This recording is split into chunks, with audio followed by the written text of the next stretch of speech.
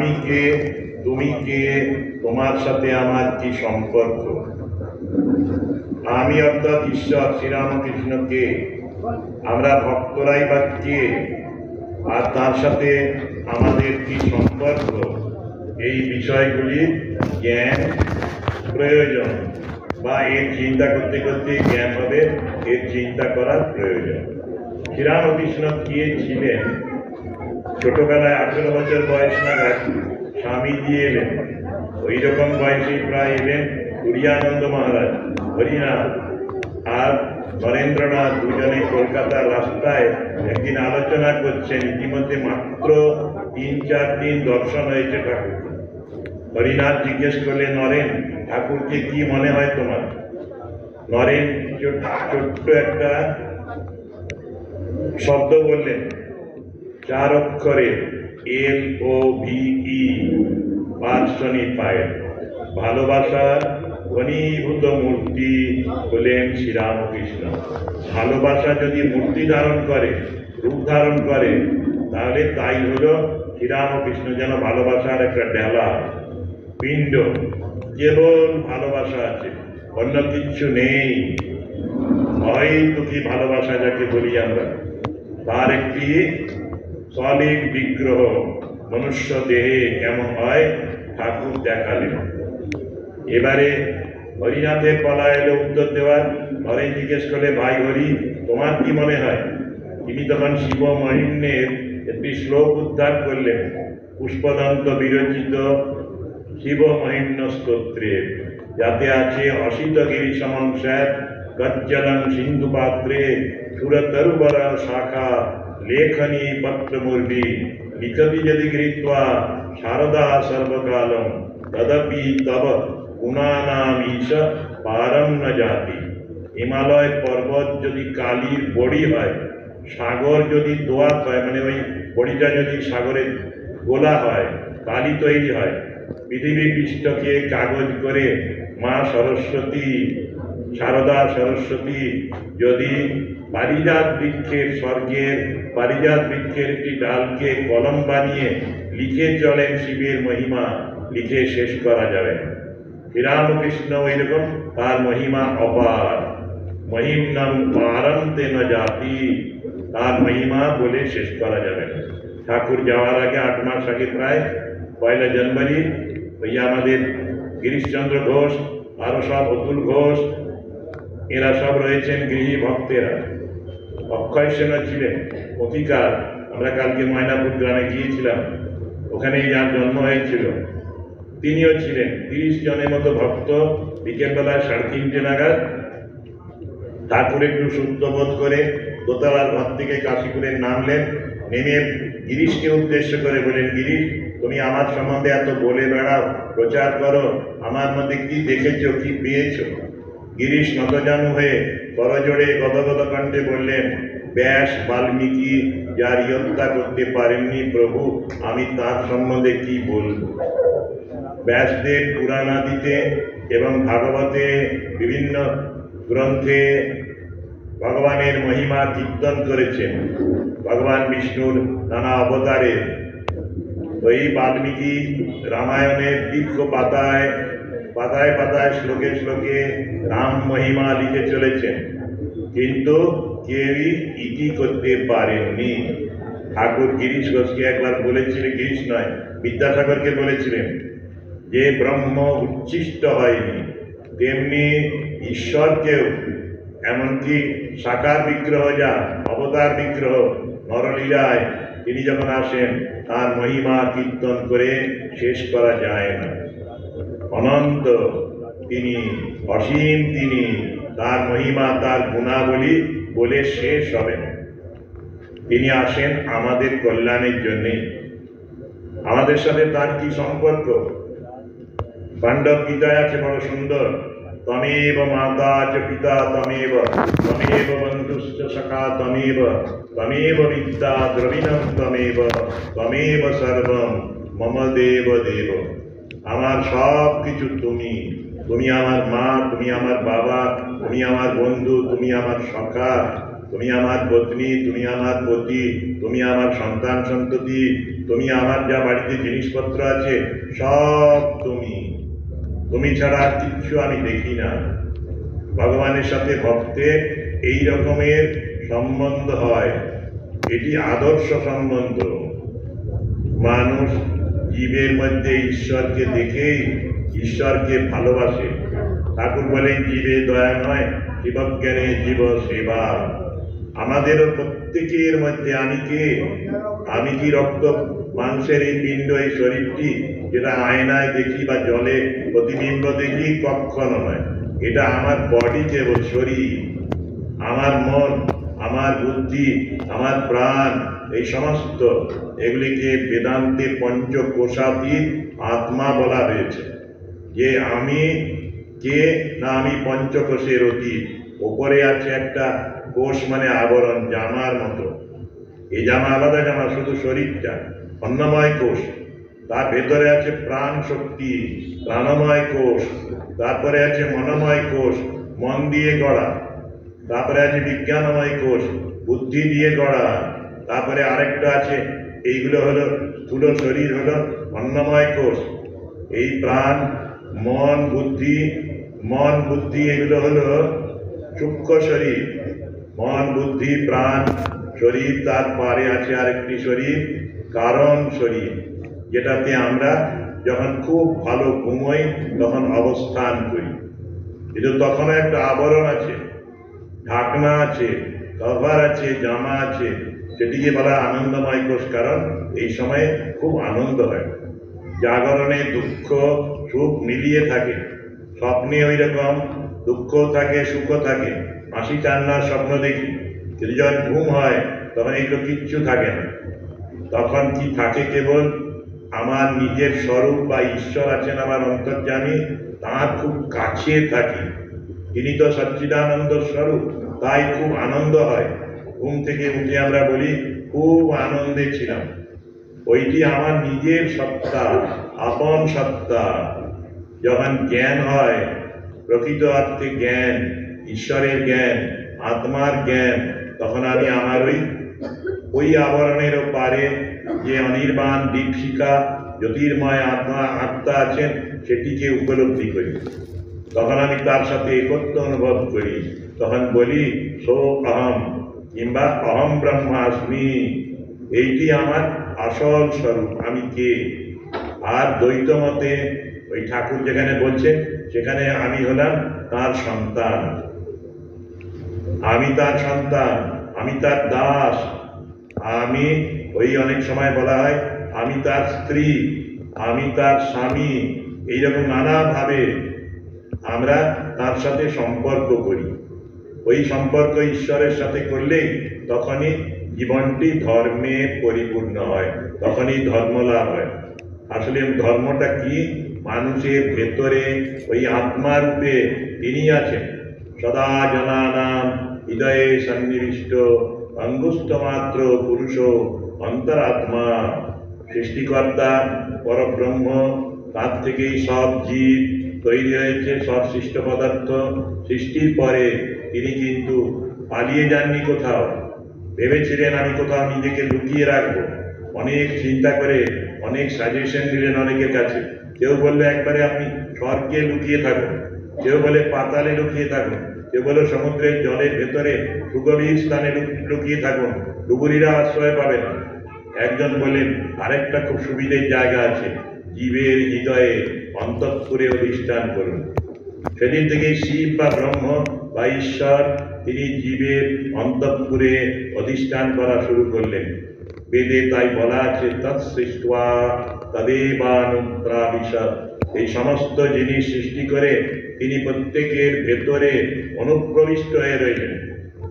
রবীন্দ্রনাথ ঠাকুর তার মানুষের ধর্ম বই এক জায়গায় বক্তৃতা, আসলে ওটা বলছেন, দেখো সব মানুষ বাইরে বাইরে আলাদা, কারো সাথে কারো মিলবে না। বিজ্ঞানীরা বলেন দুটো ইলেকট্রনও এক অবস্থায় থাকে না, মিল নেই দুটো ইলেকট্রনে, যদিও ছোট্ট কণা। এটাকে বলে Pauli exclusion principle. No two electron have same quantum number. No two electrons have same quantum number.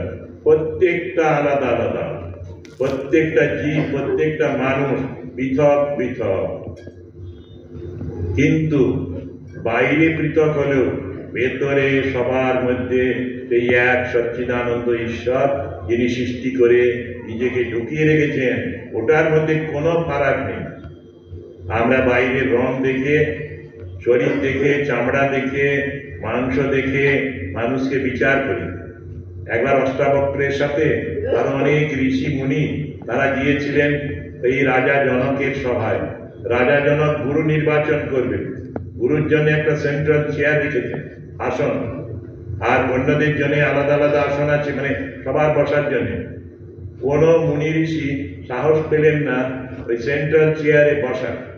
ভাবলেন রাজা আগে প্রচার করেছিলেন আমাকে এক কথায় যে ঈশ্বরের জ্ঞান বা ব্রহ্মজ্ঞান দিতে পারবেন আমার গুরু তিনি হবেন। অনেকে ভাবলেন আমি তো সব কিছু জানি, কিন্তু সেই সময় যদি প্রশ্নের উত্তর না দিতে পারি তাহলে আবার ব্যাক টু প্যাভিলিয়ন, অন্য আসনে যেতে হবে, অপমানিত হবে। কিন্তু এলেন অষ্টাবক্র মুনির পরে, এসে ওই একটা চেয়ারে বসবেন যেটাতে ভাবি গুরু বসবেন।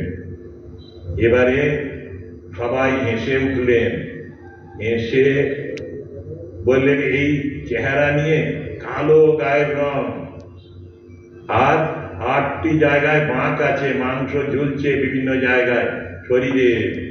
বলছেন এই চেহারা, এই চামড়া নিয়ে, এই মাংস নিয়ে তুমি হবে গুরু, রাজগুরু? এইরকম রাজা, জনক রাজার মতো রাজা? অষ্টাবক্র ওদের দিকে তাকিয়ে বললেন ভাইরা তোমরা চামার, তোমরা কসাই। আমরা চামার কসাই? এত খারাপ কথা বললে আমাদের? অষ্টাবক্র মুনি বলেন আমি জীবনে কোনোদিন মিথ্যে কথা বলিনি, বলবো না। যারা চামড়া দেখে বিচার করে, গায়ের রং দেখে বিচার করে, তারা আসলে চামার। বর্ষা লোককে দেখবে আমরা ভালোবাসি, বর্ষা লোককে সিলেক্ট করি সমাজে, আমার সাথে কি হবে বন্ধু, না ওই বর্ষা ছেলেটি বা মেয়েটি আমার বন্ধু হবে। গায়ের রং কালো হলে তাকে আমি অবহেলা করি, এটাই হচ্ছে চামারের লক্ষণ। এইটি অষ্টাবক্র বললেন। আর বললেন মাংস নিয়ে যারা বিচার করে, ওই যে মাংসগুলো আমার তত্ত্বে হয়ে গেছে, ঝুলছে, 8টা জায়গা বেঁকে গেছে, এরা কসাই ছাড়া আর কি? সব দেখতে সুন্দর যারা বাইরে তাদেরই ভালোবাসে। মায়ের জীবনে একটা বিখ্যাত ঘটনা আছে। ঘাটাল থেকে একদল ভক্ত গেছেন, ভক্ত মানে পুণ্যার্থী, দর্শনার্থী, মায়ের ধুলো বা কাদা পায়ে পৌঁছেছে দেরি করে, মায়ের বাড়ি বন্ধ হয়ে গেছে, মন্দির উদ্বোধন। নিচে থেকে ওরা বলছে আমরা এলাম জগৎ জননীর দর্শনে, তার দেখা পাবো না। মায়ের জানলা খুলে গেল, মা দেখলেন অনেকগুলো মানুষ, ধুলো মলিন, তাদের গায়ে জামা কাপড়। ব্রহ্মচারী বা সেবককে বললেন ওদের ডেকে নিয়ে এসো। উনি বললেন এদের গায়ে পায়ে ধুলো অনেক। মা আদেশ করার মতো বললেন আমি বলছি নিয়ে এসো। তারপরে ওদের বসালেন, সুখ দুঃখের গল্প করলেন, কিচ্ছু ছিল না, প্রসাদ, অন্নপ্রসাদ, কিন্তু বিকেলের জন্য পান্তুয়া, সিঙ্গাড়া এইসব ছিল। মা ওদের খাওয়ালেন ভালো করে, ওরা খুব খুশি হয়ে ফিরে গেল। পরে মা বলেছিলেন জানো তোমরা ওদের বাইরেটা দেখেছিলে, বাইরে ধুলো ময়লা আছে, কিন্তু এদের অন্তর খুব পরিষ্কার, অন্তরে এরা নির্মল। সত্যি শ্রমজীবী নিচুতলার মানুষ, গ্রামের মানুষকে আমরা অনেক সময় অবহেলা করি, দেখতে খারাপ, পয়সা নেই, গরিব মানুষ, এ রিক্সা চালায়, এ মুচির কাজ করে, এ মেথরানি, কিন্তু এদের মধ্যেই আছে খুব মহত্ব। অন্যদেরও আছে, কিন্তু এরা অনেক বেশি। আমাদের একবার মেদিনীপুরেই পাঁশকুড়া বনমালী কলেজে লিটারেসি প্রোগ্রাম হচ্ছিল, সাক্ষরতা অভিযান চলবে। সেই সময় সদানন্দ সিং বলে হিন্দি ভাষার ADPI, assistant director of public instruction, শিক্ষা অধিকর্তা সহকারী, তিনি ছিলেন, আমি ছিলাম স্টেজে। উনি বললেন যে আমরা এদের লিটারেট করবো, নিরক্ষরদের স্বাক্ষর করব। কিন্তু আমার একটা অভিজ্ঞতা থেকে বলি যে স্বাক্ষর মানুষ শতকরা 90টা মিথ্যে কথা বলেন, 10টা সত্য কথা বলেন কিনা সন্দেহ। নিরক্ষররা 10টা মিথ্যে কথা বলেন কিনা সন্দেহ। ওরা 90টা শতকরা সত্য কথা বলেন। তারপরে উনি একটা খুব অদ্ভুত সাজেশন দিলেন, তাহলে কি আমরা নিরক্ষরকে সাক্ষাৎ করবো না? নিশ্চয়ই করব। তা আমাদের সবাইকে অক্ষরের জ্ঞান দেওয়া উচিত, অর্থাৎ ঈশ্বরের জ্ঞান দিতে হবে, ধর্ম শিক্ষা দিতে হবে পুঁথিগত শিক্ষার সাথে। ধর্ম মানুষের অন্তর্নিহিত দেবত্বের বিকাশ করবে। ওই যে অন্তরে দেবতা লুকিয়ে রেখেছেন নিজেকে, আমার ভেতরে, তোমার ভেতরে, সকলের ভেতরে, সেই দেবতাকে বাইরে আনার জন্যেই এই ধর্ম জীবন যাপন করতে হবে। ধর্ম কি? সংযম। যোগের সূত্র আছে, সেখানে যোগ সম্বন্ধে বলতে গিয়ে অষ্টাঙ্গ মার্গের কথা আছে। যম, নিয়ম, আসন, প্রাণায়াম, প্রত্যাহার, ধারণা, ধ্যান, সমাধি। প্রথম এবং সব থেকে গুরুত্বপূর্ণ হলো যম। যম মানে যমরাজ নয়, যম মানে সংযম। সংযম, আত্মসংযম, সেলফ কন্ট্রোল। এখানে কি আছে? 5টি মহাব্রতের মতো সদ্গুণ আছে। অহিংসা, সত্য, অস্তেয়, ব্রহ্মচর্য, অপরিগ্রহ, এইগুলি।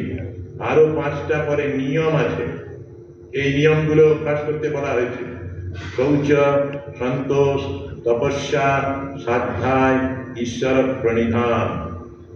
এই 10টার পরে আসনে বসার যোগ্যতা যেন হয়, মানে আসন করার সাথে সাথে, ভগবানের নাম করার সাথে সাথে আমরা যেন এই 10টি মহাব্রত সাধন করি। ধর্ম এত সহজ নয়। ধর্ম হলে এইগুলি করতে করতে অন্তরে দেবত্বের বিকাশ হবে। কালো মানুষটা সাদা মানুষে রূপান্তরিত হবে। একটা গল্প আছে বড় সুন্দর, অশ্বিনী কুমার দত্তের কর্মযোগেও আছে, অন্য জায়গাতেও আছে।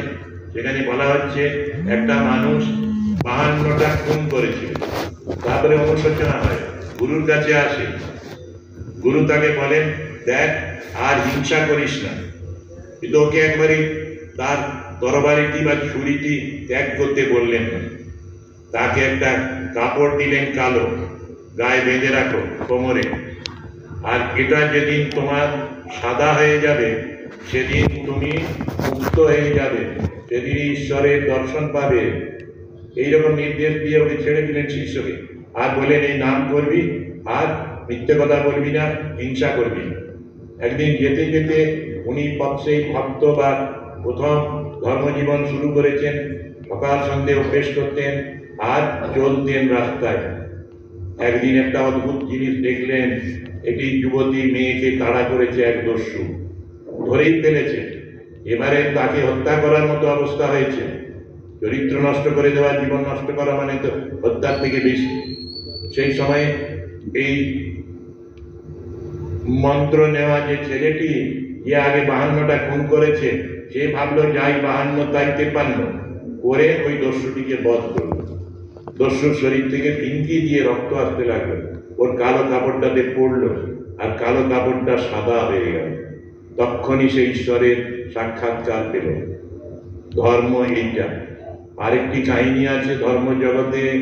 এক সন্ন্যাসী গভীর ধ্যানে মগ্ন, সেই সময় এরকম একটি দস্যু ছেলে এসে বলে, এই সন্ন্যাসী ওঠো। সন্ন্যাসী জানেন গলাটি, দেরি করে চোখ মেললেন, ছটপট করছে। সে তার জীবনে একটা ক্রান্তি লগ্ন এসেছে, ক্রাইসিস। সে প্রশ্ন করলো, এক কথায় বলো, ধর্ম কি, অধর্ম কি? সন্ন্যাসী বলেন, তুমি ধর্মের কথা শুনবে? চুলগুলোতে তেল দাওনি, আঁচড়াওনি, জামা কাপড় অপরিষ্কার, হাত পা অপরিষ্কার, যত দেরি হচ্ছে তত জ্বলছে। এবারে বলছে আমি তোমায় বধ করব। তরবারি যেই নেমে আসছে হাত থেকে, উনি বলেন, এই হলো অধর্ম। হিংসা অধর্ম। সেই সময়ে এই ছেলেটি চোখ দিয়ে দরদর করে জল পড়তে লাগলো, হাতে থেমে রইল তরবারি, আর সাধুকে খুন করার ইচ্ছে হলো না। তিনি তখন বললেন, এই হলো ধর্ম। অন্যায় থেকে ন্যায়ের পথে, অন্ধকার থেকে আলোর পথে, অসৎ থেকে সতের পথে যাওয়াটাই হচ্ছে আসলে ধর্ম জীবন। এই ধর্মই ঠাকুর, মা, স্বামীজি আমাদের শেখাতে এসেছিলেন। ঠাকুরের কথায় বারবার জীবনে সত্যের কথা আছে। তপস্যার কথা আছে, মাতৃভক্তি পিতৃভক্তির কথা আছে, এবং ওই স্ত্রী ঋণের কথা আছে, যে কথা কেউ বলেনি। এই সবগুলো যদি ঠাকুরের উপদেশ, মায়ের উপদেশ আমরা পালন করতে পারি, আমাদের অন্তরের দেবতা বিকশিত হবে। এই জন্যেই আমাদের জীবন, এই যে ছুটে ছুটে সবাই বিভিন্ন জায়গা থেকে, আমি এখানে কদিন আছি, কামারপুকুরে কদিন ছিলাম, দেখলাম সারা ভারতবর্ষ থেকে, ভারতবর্ষ নয়, সিয়াটেল, অস্ট্রেলিয়া, ইংল্যান্ড, আমেরিকা, বিভিন্ন জায়গা থেকে মানুষ আসছে। কামারপুকুর, দক্ষিণেশ্বর, তেমনি বেলুড় মঠ, কাশীপুর। কেন আসছে? অন্তরে একটা ক্ষুধা আছে, অন্তরের দেবতা প্রকটিত হতে চাইছেন, প্রকাশিত হতে চাইছেন। আমরা নানা দুঃখ জ্বালার মধ্যে আছি, সেই সময়ে তাকে প্রকাশ করার জন্যে আমাদের এই এত ব্যাকুলতা, তার কাছে আসা, প্রার্থনা করা। এখানে যারাই আসে তারা মায়ের কাছে প্রার্থনা করে, মা আমাদের শুভ বুদ্ধি দাও, আমাদের ওইরকম ধর্মে মতি দাও, যেন আমাদের অন্তরের আত্মা বিকশিত হন, আমরা যেন দেবতা হই। আমরা পুজো করি, যেন সবাই আমরা পুজো করি। এই পুজো কখন ঠিক হবে? পুজো মানে কেবল নৈবেদ্য দেওয়া নয়, ফল মিষ্টি দক্ষিণা দিলাম, অলঙ্কার দিলাম, বেনারসি কাপড় দিলাম দক্ষিণেশ্বরে মায়ের কাছে, এখানে। কিন্তু দিস ইজ নট রিলিজিয়ান। এটা একটা স্টেপ হতে পারে, কিন্তু it is not full religion. Religion হলো নিজের মনে পবিত্রতা বৃদ্ধি, নিজের দেবত্বের বিকাশ। সেই জন্য পূজা পদ্ধতি বইয়ে লেখা আছে, আমাদের পূজা বিজ্ঞান বলে একটি বই আছে। প্রমেয়ানন্দ মহারাজ আমাদের অন্যতম ভাইস প্রেসিডেন্ট ছিলেন, বীরেশ্বরানন্দজি সেক্রেটারি ছিলেন, ওনার লেখা। সেখানে উনি তন্ত্র থেকে উদ্ধার করে দিয়েছেন পূজা কি করে করতে হয়। সেখানে বলছেন দেবং ভূত্বা দেবং যজে। তোমরা যদি শ্রীরামকৃষ্ণ পূজা পদ্ধতি পড়ো, দুটি জায়গা আছে আর বড় পুজো পদ্ধতিতে। একটি জায়গায় আছে জীবন ন্যাস, হৃদয়ে হাত দিয়ে নিজের হৃদয়ে দেবতার প্রাণ প্রতিষ্ঠা করতে হয়। ঠাকুরের পটে তো প্রাণ প্রতিষ্ঠা আছে, মায়ের বিগ্রহে প্রাণ প্রতিষ্ঠা করা আছে, এখানে লাগে না। কিন্তু মূর্তি পূজার সময় মূর্তিতে ওই অর্ঘ্য নিয়ে হৃদয়ে হাত দিয়ে আমাদের ওই একই রকমের মন্ত্র বলতে হয়, প্রাণ প্রতিষ্ঠার মন্ত্র। আং হ্রিং ক্রোং ইয়ং রাং লং বং শাং শাং শাং ওম হংসঃ শ্রীরামকৃষ্ণ দেবতায় প্রাণায় প্রাণা। যখন দুর্গা পূজা করি বলি দুর্গা দেবতায় প্রাণায় প্রাণা। কালী বেলায় দক্ষিণ কালিকা দেবতায়, সরস্বতী ক্ষেত্রে বলি শ্রী সরস্বতী দেবতায়। এইভাবে তোমার প্রাণ এখানে প্রতিষ্ঠিত হোক। তেমনি বলি শ্রীরামকৃষ্ণ দেবতায় জীব ইয়স্থিত, তার টোটাল পার্সোনালিটি, তিনি নিজে আমার হৃদয়ের আসনে বসুন। শ্রীরামকৃষ্ণ দেবতায় সর্বেন্দ্রিয়ানি, তার সব ইন্দ্রিয়গুলি, হাত পা ইত্যাদিগুলিও, তার শক্তিগুলিও এখানেই আসুক, মিলিত হোক। এরকম ভাবে তার বাক, মন, চোখ, এইরকম সমস্ত ঘ্রাণ, প্রাণ, সব ইন্দ্রিয় আমার শরীরের সব ইন্দ্রিয়ের সাথে একীভূত হয়ে যায়। নিজেকে দেবতা ভেবে আস্তে আস্তে উপচার নিবেদনের মাধ্যমে শেষে পুজো শেষ হয়। কিন্তু পুজো হয় না যদি আমাদের দেবত্বের বিকাশ না করে আমরা পুজো করি। যদি যা ছিলাম সেই রকম থেকেই হিংসা করে, লোভ করে, চুরি করে তারপরে যদি পুজো করি, সেই পুজো কোনোদিন সফল হয় না। বাইরে মনে হয় আমি পুজো দিলাম, অনেকেই খুব কথা অনুযায়ী পূজারীদের কথা মতো প্যাকেটে মিষ্টি দিচ্ছেন, ফল দিচ্ছেন, সেখানে একটা স্লিপ দিয়ে নাম গোত্র লিখে দিচ্ছেন। আমাদের সাথে অনেকে দেখা করতে আসে, তখন নাম বলে, আবার গোত্রগুলি বলে। এই নাম গোত্র কি ঈশ্বর জানেন না? তিনি যথেষ্ট জানেন। তুমি চান তোমার আসল নাম, তুমি তো ওই যে নামটা বলছো ওটা তোমার শরীরের নাম, তোমার নিজের নাম নয়। তোমার নিজের নাম আত্মা, তুমি আরো বৃহৎ। যে রামকৃষ্ণ ভক্ত সে আসলে প্রাণে প্রাণে অনুভব করে আমি রামকৃষ্ণ। মায়ের ভক্ত মনে করে আমি মা। কিছুদিন আগে এক জায়গায় আমেরিকায় কথা বলছিলাম, কয়েকজন ভদ্রমহিলা বলছিল যে আমাদের মধ্যে মা আছেন, বিদেশে তারা আছে এনআরআই, তারা বলছিল আমরাই মায়ের রিপ্রেজেন্টেটিভ, সত্যি নারী ভগবতীর রিপ্রেজেন্টেটিভ, যা দেবী সর্বভূতেষু মাতৃরূপেণ সংস্থিতা, নমস্তস্যৈ নমস্তস্যৈ নমস্তস্যৈ নমো নমঃ। আর এই মাতৃভাব আসলে সকলের মধ্যেই থাকে। একজন বাবা কোলে একটা শিশু 1.5 বছরের মাত্র, তাকে নিয়ে এসে কাঁদতে কাঁদতে বলছে, আমরা নাগমশাইয়ের গল্প করলাম, নাগমশাই বলতেন বাপের চেয়ে মা দয়াল। ঠাকুরের থেকে মায়ের দয়ার প্রকাশ অনেক অনেক যেন বেশি হয়েছিল। আর মা ঠাকুর তো 10 বছরের মতো ভক্ত সঙ্গ করেছেন, মা তারপরেও 34 বছর ভক্ত সঙ্গ করেছেন। সেই জন্য বাপের চেয়ে মা দয়াল স্বাভাবিক, মাতৃশক্তি। আর ঠাকুরেরও মাতৃভাব ছিল, সেই মাতৃভাব প্রচারের জন্য আমাকে রেখে গিয়েছিলেন। যা হোক, ওই শিশু কোলে এক পিতা বললেন, পিতাদের কি ভালোবাসা নেই, দয়া নেই? আমি বুঝলাম কিছু একটা গোলমাল আছে, কোনো কারণ আছে কেন উনি বলছেন। পরে জেনেছিলাম ওই শিশুটির জন্ম থেকেই ব্লাড ক্যান্সার। মার কোলে নেন না শুনে মায়ের আসক্তি হবে, মা তার বিরহ যন্ত্রণা সহ্য করতে পারবেন না, সেই জন্যে মেয়েটা বা ছেলেটা কোলেই থাকে, বাপের কোলে। কয়েক বছর পরে দেখলাম বাবার কোলটা খালি হয়ে গেছে, চোখ দিয়ে দরদর করে জল পড়ছে। আমাকে দেখে মনে পড়ছে সেদিনের কথা। আমি সেদিন বলেছিলাম, না, মা আর বাবা সবাই ভালোবাসতে পারে, বাবার মধ্যেও মাতৃভাব থাকে, ঠাকুরের মাতৃভাব ছিল। উড়িয়া একজন প্রফেসর, উড়িষ্যাবাসী, তিনি আমাকে বলেছিলেন মায়ের জন্মদিনে লেকচার দিচ্ছিলেন, আসলে আমাকে বলেন মাদারহুড লাইজ ইনসাইড ট্রাউজার্স।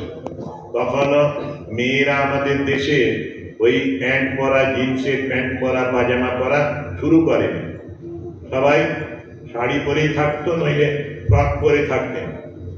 উনি বললেন যে motherhood lies inside trousers also.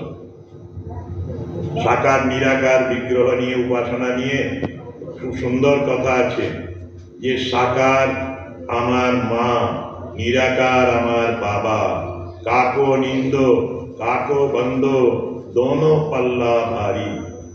মায়ের ভালোবাসা আর ঠাকুরের এই বাবার ভালোবাসা তুলনা করা যায় না, দুজনেই ভালোবাসতে পারে। আদর্শ মা, আদর্শ পিতা সমান ভালোবাসেন। যাই হোক, ধর্ম এইগুলি। ধর্ম হলো নিঃস্বার্থ ভালোবাসা। ধর্ম মানে ঈশ্বরকে আপন করে নেওয়া। মায়ের কয়েকটা কথা স্মরণ করি। মা খুব সুন্দর কয়েকটি কথা বলেছেন।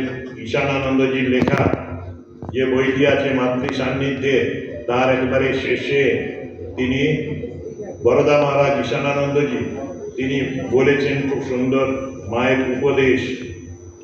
সেখানে বলেছেন, মাকে প্রশ্ন করা হচ্ছে, সেই প্রশ্নের উত্তর দিচ্ছেন মা খুব সহজভাবে, খুব সুন্দরভাবে।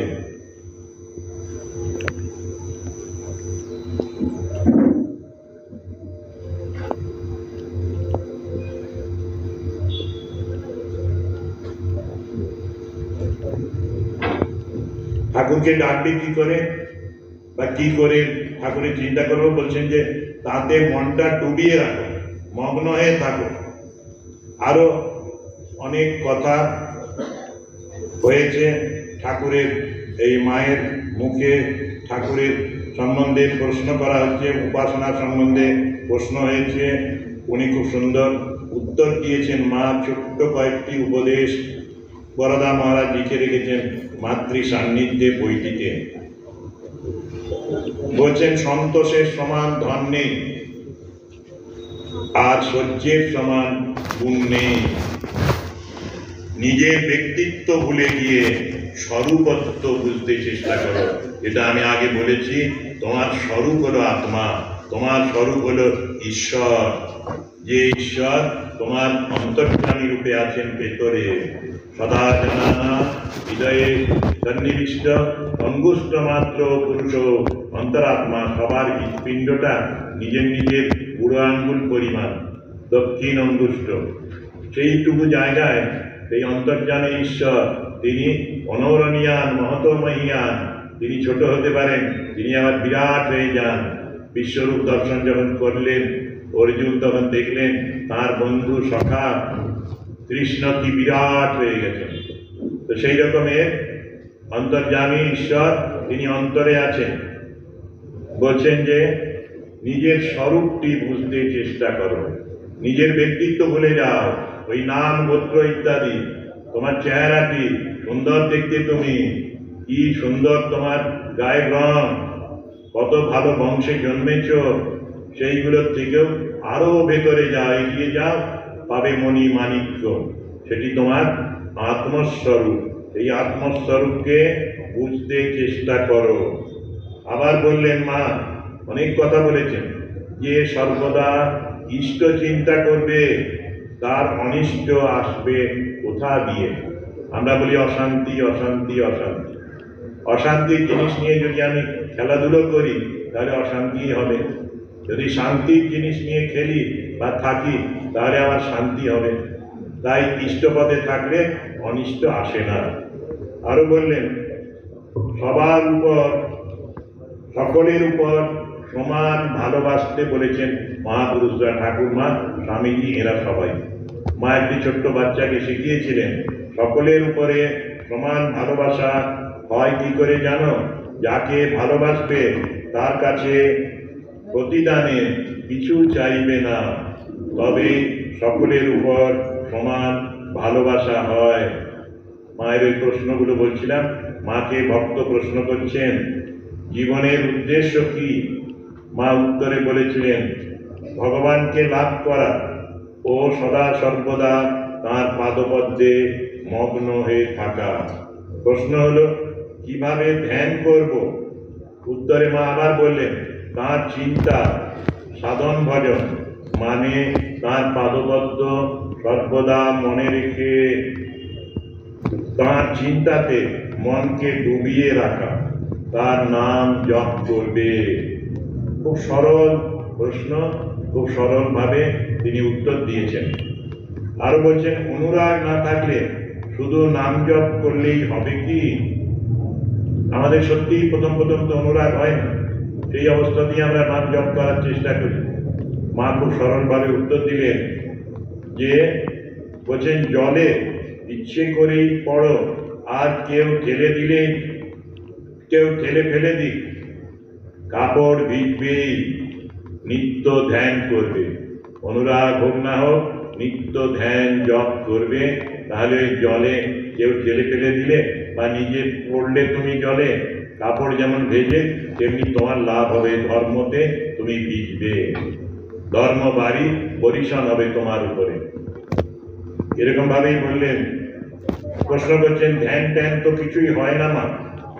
মা বললেন তা নাই বা হলো, ঠাকুরের ছবি দেখলেই হবে, স্মরণ মনন করলেই হবে, ছায়া কায়া এক। ছবিতে তিনি অধিষ্ঠান করেন, এই বিশ্বাস করে সেই ছবিটিকে সত্য বলে মনে করো। আমি শেষে একটি ছোট্ট সৎসঙ্গ করলে কি হয়, মায়ের কাছে ছিলেন, মায়ের সঙ্গ পেয়েছেন ছোট থেকে একটি মেয়ে মহিলা, তার নাম হলো রাধু। পাগলিনীর মেয়ে, নিজেও অনেকটা পাগলের মতোই আচরণ করতেন উনি, কিন্তু তার শেষ জীবন বড় সুন্দর। সৎসঙ্গের ফলই বলতে পারি, মায়ের কাছে ছিলেন। 1347 1920 নাগাদ, মায়ের যাওয়ার আগে। বলছেন ভাদ্র মাস, শ্রী না 1347 1940, মায়ের শরীর যাওয়ার 20 বছর পরের কাহিনী। শ্রী মায়ের পরম আদরের রাধু জয়রামবাটিতে মায়ের ব্যবহৃত ঘরখানিতে বাস করিতেছে। কিছুদিন হইল ম্যালেরিয়া জ্বরে ভুগিয়া ভুগিয়া খুবই অসুস্থ হইয়া রাধু নিবেদিতা স্কুলে আসিয়াছিলেন। তারপরে কলকাতায় গেছেন। উদ্বোধনে স্বামী আত্মবোধানন্দজি ডাক্তার দেখাইলে তাহারা টিবি সন্দেহ করিলেন। কাশী রামকৃষ্ণ মিশন সেবাশ্রমের স্বামী আত্মপ্রকাশানন্দজি, ওনার নাম ছিল প্রিয় মহারাজ, তাকে জানাইলে তিনি তৎক্ষণাৎ সেবাশ্রমের নিকটে একটি বাড়ির দোতলাটি ভাড়া লইয়া রাধুকে পাঠাইবার জন্য তার করিলেন। তখনকার দিনে টেলিগ্রাম করলেন। আত্মবোধানন্দজি উদ্বোধন থেকে আমাকে অর্থাৎ বরদা মহারাজ, তাকে আবার রাধুরা ডাকতো গোপালদা বলে, বরদা মামা ছিলেন আর মহারাজেরও নাম ছিল বরদা, সেই জন্য ওকে গোপালদা বলা হতো। তো আমাকে জানালেন, বলছে কাশী নিয়ে যেতে বললেন। একটি নির্দিষ্ট দিনে নিবেদিতা স্কুলের একটি সেবিকা সহ আমরা যাত্রা করিলাম। আমি রাধুকে লইয়া কাশী গেলাম। এক্স রে করিয়া দেখা গেল দুইটি ফুসফুসি বিশেষভাবে আক্রান্ত। দৈনিক 101 ডিগ্রি জ্বর, কাশি, জীবনের কোনো আশা নাই। সেবা শুশ্রূষায় সর্বপ্রকার সুব্যবস্থা করা হইয়াছে। আমার জন্য ইন্টার ক্লাসে 12 দিনের রিটার্ন টিকিট করা ছিল। কলকাতায় ফিরিয়া যাইবার দিন বিকেল 4টে নাগাদ রাধুর নিকট বিদায় লইতে গিয়া বলিলাম, রাধু, আমি আজ কলকাতা ফিরছি, তুমি নিশ্চিন্তভাবে থাকো, সুস্থ হয়ে জয়রামবাটি যাবে। প্রিয় মহারাজ সর্বপ্রকার ব্যবস্থা ও দেখাশুনো করছেন, কোনো চিন্তা করো না, পরে আমি এসে তোমাকে নিয়ে যাব। রাধুর জ্বর বাড়িতেছে, ঘরে প্রিয়দা, একটি সেবিকা ও আমি। কথাবার্তা শুনিয়া ক্ষীণ কণ্ঠে কিন্তু একটু ঝাঁঝালো সুরে বলিতে লাগিল, আহা হা। বলি, গোপালদা, যতই গোপন করো না কেন, আমার যক্ষা হয়েছে, এ রোগে বুঝি আবার কেউ বাঁচে নাকি?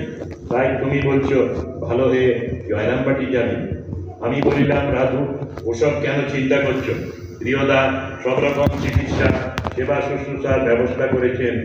আর যদি কিছু অসুবিধে হয় প্রিয়দাকে বললে তিনি সব ব্যবস্থা করে দেবেন, কিচ্ছু ভেবো না। রাধু বলিয়া উঠিল, গোপালদা, সে কথা বলছি না, তুমি সব জেনে শুনে বাজে কথা বলছো। তুমি কাশীতে রেখে যাচ্ছ, কারণ কাশীতে মরলে আমার মুক্তি হবে। এতদিন মায়ের কাছে থেকে এই বুদ্ধি হলো তোমার?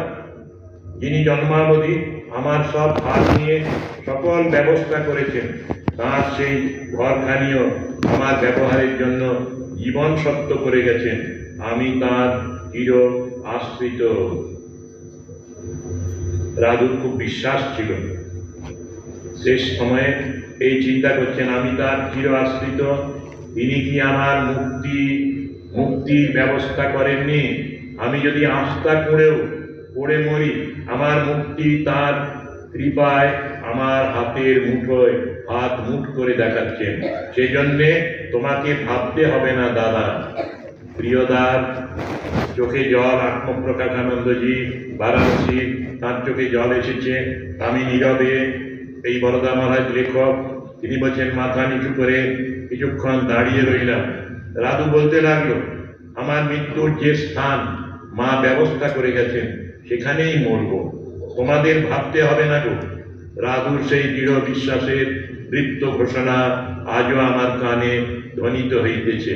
সকলের অনুরোধে রাধু অল্প কিছুদিন কাশীতে থাকিয়া জয়রামবাটিতে ফিরিয়া গিয়া শ্রী মায়ের নূতন বাড়িতে, এই যে সামনে নূতন বাড়ি, সেই ঘরখানিতেই সব জ্ঞানে 40 বৎসর বয়সে শ্রী মায়ের পাদপদ্ম চিন্তা করিতে করিতে 1347 সালের 1940-এর 23 নভেম্বর সকাল 9টায় পরিত্যাগ করে। ধন্য মা, ধন্য তোমার রাধু। আজকে এখানেই থাক। ঠাকুরমা স্বামীজি সকলকে তাঁদের প্রতি আকৃষ্ট করুন। আমরা তাঁদের জীবন বাণী অনুধ্যান করে আমাদের জীবনগুলিকেও সবাই ধন্য করি, পূর্ণ করি, শান্তিময় করি, এই প্রার্থনা তাঁদের চরণে।